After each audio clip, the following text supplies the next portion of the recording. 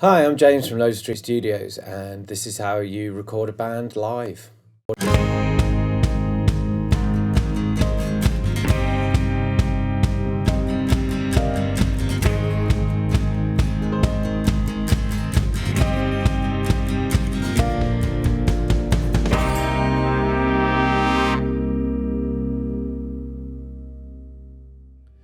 So you may remember a couple of weeks ago we recorded Mata Hari, the lounge band, in their live room, which is to my left.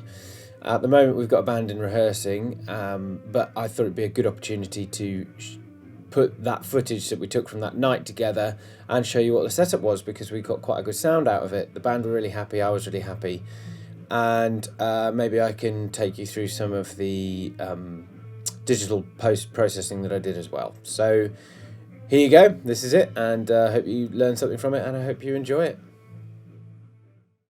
Cool. So I thought I'd take you around some of the mic setups and all of the stuff that we've been doing tonight with Mata Hari. It's pretty simple really. All we've done essentially is mix them in the room and then taken the stereo feed out of the back of the desk, and it sounds great, which is lucky, I guess. But we'll start with the singer and then move our way around. So this is a Telefunken M80. It is possibly one of my favourite pieces of equipment in the world.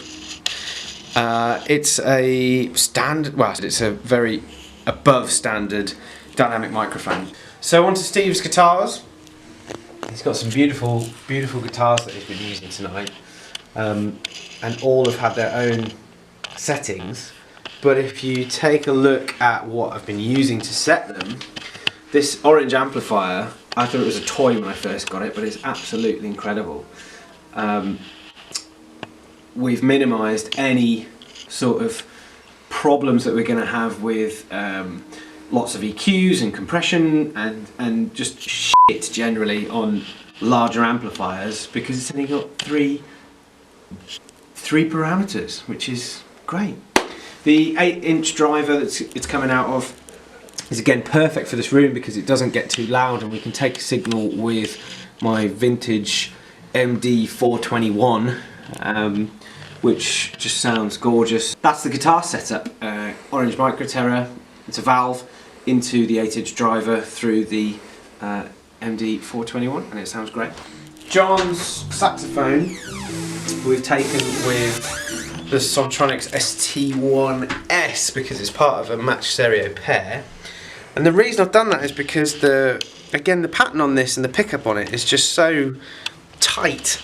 It's not gonna get anything from the PA, and it's gonna get his finger noise as well as the bell noise without having to get too close to the bell or too close to his fingers.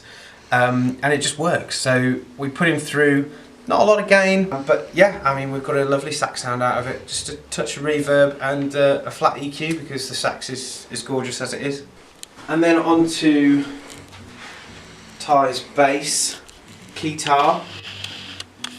And I have to admit, I don't know an awful lot about the AX synth, but Ty's behind us, so maybe he can tell you a bit more about it. The thing is with the AX series is completely changed now because all the software is already inbuilt from all those years of having, you know, MIDI sounds. Now everything's built. So basically, it's the Juno box that's already inside. So, having your modulation here with your vibrato to pull. So you're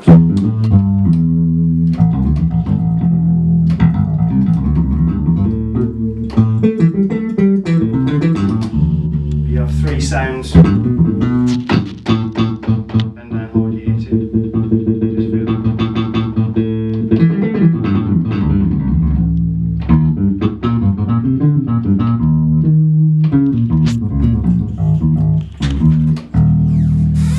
There you go. Great, thank you.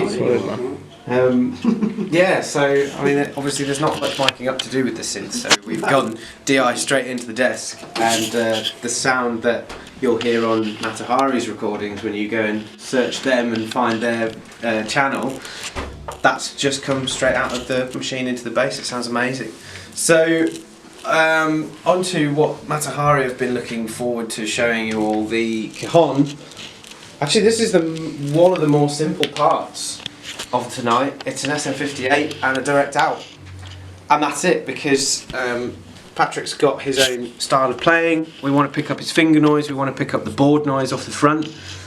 And because this is such a special piece of kit, obviously the whole point of what we've been doing tonight is to pick up the samples that come with with El Cajon. Which has just been running through the desk, again DI like the AX synth, and that'll be what you hear on the recordings when you go and find them.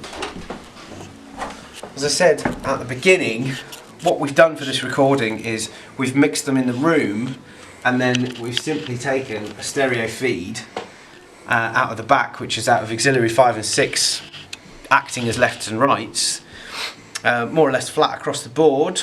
And because these are all post fader, this will pick up our mix, which then comes out and we can record it straight into the computer. So to augment that stereo out, we've also put a room mic in here, which is that Neumann TLM 103, which, for those of you who are desperately interested, this is basically half of a U87.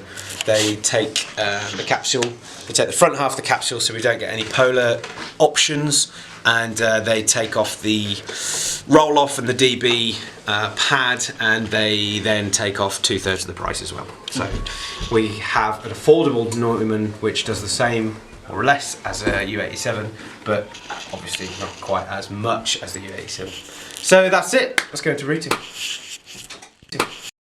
Cool, so I hope you enjoyed that. I know that I said that we were going into routing, but we'll do that in the next video, which I shall call How to Mix Your Band if they're playing live and stuff.